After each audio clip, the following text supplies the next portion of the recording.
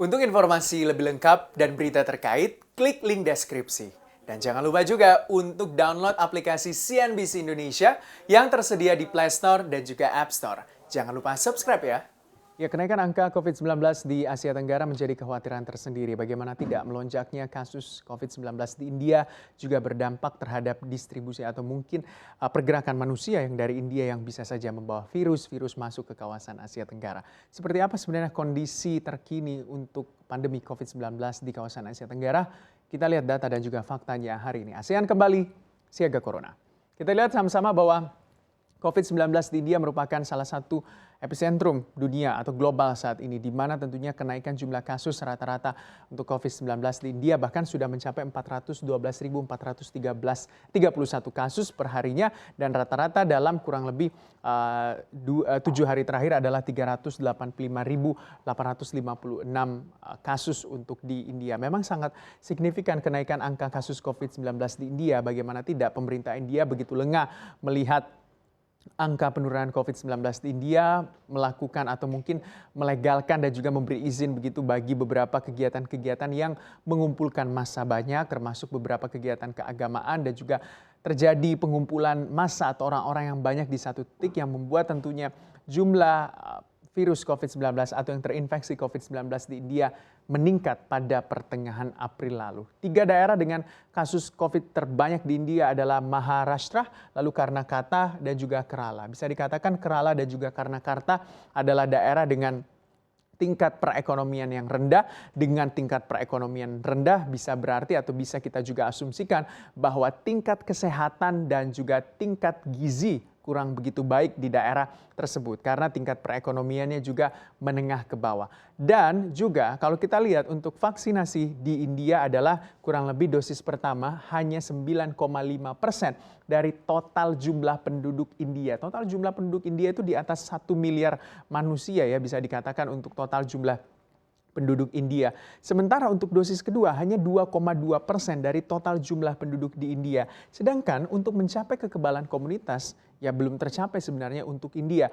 Dosis kedua atau yang memenuhi vaksin secara keseluruhan di India hanya 2,2% dari total jumlah manusia yang di India. Sangat miris sebenarnya dengan jumlah penduduk yang begitu banyak, kasus COVID-19 begitu banyak, sedangkan jumlah vaksinasi untuk mencapai kekebalan komunitas di India tidak tercapai, hanya 2,2%. Belum lagi masalah ketimpangan sosial yang juga banyak terjadi di India, sehingga membuat juga tentunya masyarakat di India agak kurang mendapatkan pelayanan kesehatan, termasuk diantaranya mungkin terjadi perbedaan mendapatkan pelayanan kesehatan antara si kaya dan juga si miskin di India begitu timpang sebenarnya, yang membuat tentunya banyaknya angka kasus kematian di India, utamanya bagi masyarakat menengah ke bawah karena kurang mendapatkan akses kesehatan yang baik. Kita lihat dengan peningkatan jumlah kasus COVID-19 di India tentu berdampak terhadap kasus COVID-19 di Asia Tenggara, karena kita tahu beberapa waktu lalu terjadi atau ditemukan begitu ya, arus manusia yang masuk dari India ke Indonesia juga sempat terjadi begitu yang positif COVID-19. Bahkan pergerakan manusia dari India ke Malaysia dan Singapura sebenarnya juga diantisipasi oleh negara-negara di Asia Tenggara supaya COVID-19 yang dari India tersebut tidak menyebar ke negara-negara ASEAN yang bisa dikatakan sebenarnya jumlah positifnya itu sudah cukup melandai di beberapa pekan terakhir. Namun karena ada ledakan kasus COVID-19, bisa dikatakan tsunami COVID-19 di India yang membuat negara Asia Tenggara juga cukup terdampak ya. Malaysia kita lihat dengan angka positif 420.632 orang atau bertambah 3.120 orang per tanggal 5 Mei 2021. Rata-rata selama 2 pekan pertambahan orang positif COVID-19 di Malaysia adalah sekitar kurang lebih 2.940 orang setiap harinya. Akibat dari meningkatnya angka kasus positif COVID-19 di Malaysia, pemerintah Malaysia melakukan kebijakan MCO atau bisa dikatakan ya mirip-mirip kebijakan di Indonesia, PPKM, atau mungkin dilakukan lockdown begitu ya secara lokal begitu di daerah Kuala Lumpur dan juga Johor dan beberapa distrik-distrik lainnya. Nah, bisa dikatakan juga untuk Selangor juga dilakukan kebijakan MCO oleh pemerintah Malaysia. Hal ini guna mengantisipasi untuk penyebaran kasus COVID-19 yang terimpor dari India dan juga Afrika Selatan. Lalu yang kedua adalah Singapura angka kasus positif COVID-19-nya hanya 61.235 orang, walaupun kemarin di tanggal 4 Mei atau 2 hari yang lalu sebenarnya bertambah 17 orang dan rata-rata selama 2 pekan pertambahannya adalah 27 orang per harinya. Akibat dari lonjakan kasus atau mungkin kekhawatiran dari pemerintah Singapura, dilakukanlah pembatasan atau terjadi kebijakan social restriction dengan tentunya harus ada karantina bagi para Anda warga negara asing atau mungkin yang bukan warga negara Singapura memasuki kawasan Singapura. Dulunya kalau Anda memasuki kawasan Singapura hanya akan dikarantina 2 pekan, tapi kali ini akan lebih panjang. 3 pekan Anda akan dikarantina apalagi ketika Anda memiliki jejak bepergian atau traveling mungkin ke negara-negara yang indikasi ataupun tingkat rentan penyebaran virus COVID-19-nya begitu besar. Sehingga harus ketika memasuki Singapura, Anda harus betul-betul dikarantina selama kurang lebih 3 pekan. Dan pemerintah Singapura juga menerapkan kebijakan tracking, ya bisa dikatakan seperti itu. Anda masuk Singapura, Anda harus jelas mau kemana. Ketika Anda bohong begitu ya, misalnya Anda mau ke tempat A, ternyata Anda ke tempat B, Anda akan dilakukan deportasi oleh pemerintah Singapura. Sebegitu ketat sebenarnya yang dilakukan oleh pemerintah Singapura karena negaranya kecil, warga negaranya juga sedikit, dan bisa dikatakan oleh karena itu pemerintah Singapura betul-betul melindungi warga negara mereka.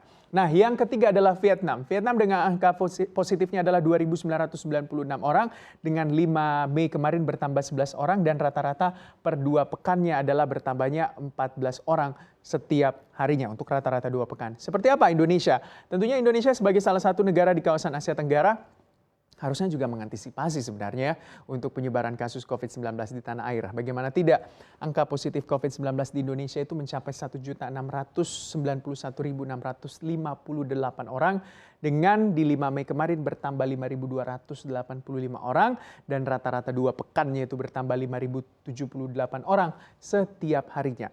Tapi angka kasus aktif maksud saya untuk di Indonesia adalah 98.217 orang. Bisa dikatakan selama beberapa hari atau mungkin pekan terakhir sebenarnya angka kasus positif dan juga angka kasus aktif di Indonesia sudah mulai turun atau melandai. Tapi itu tidak boleh membuat kita menjadi lengah.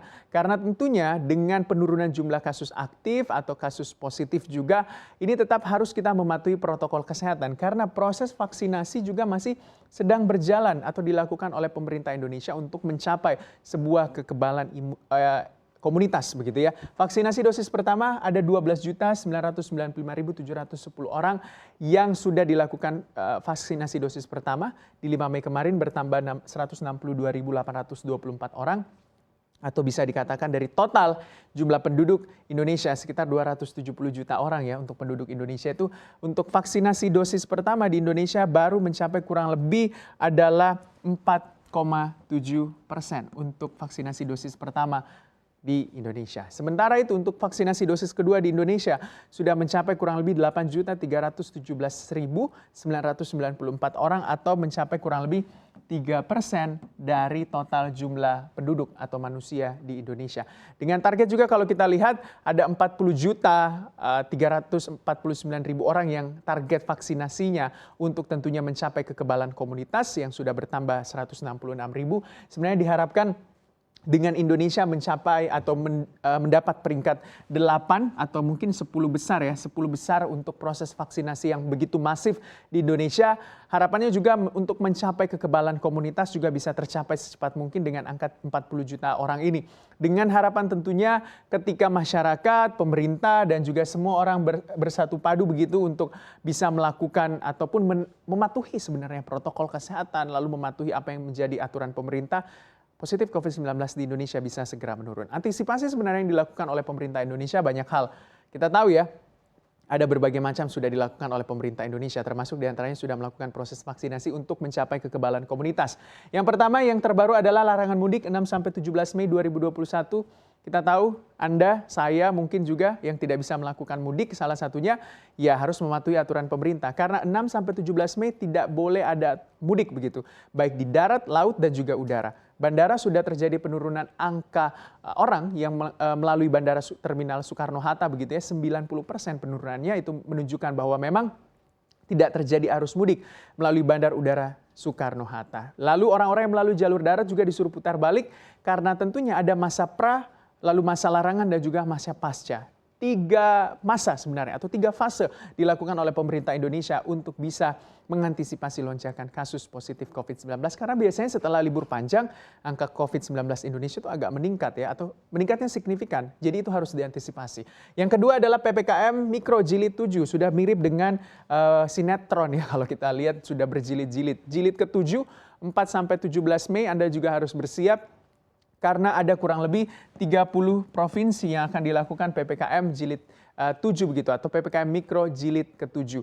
Tentunya juga tidak boleh melakukan mudik baik aglomerasi ya. Kemarin Pak Wiku Adhisa Smito juga sudah mengatakan walaupun sebelumnya sudah ada ya imbauan bisa melakukan mudik wilayah aglomerasi atau beberapa wilayah yang agak memiliki tersambung gitu, terhubung begitu antara satu wilayah dan wilayah lain begitu. Tapi saat ini pemerintah juga mengimbau agar tidak ada mudik juga untuk wilayah aglomerasi. Lalu PPKM Mikro memang terjadi di 30 provinsi yang sudah dikembangkan. Awalnya kan memang 5, lalu naik begitu sampai dengan 30 provinsi. Harapan saya sebenarnya dengan dilakukan antisipasi oleh pemerintah Indonesia, angka positif COVID-19 di Indonesia bisa ditekan.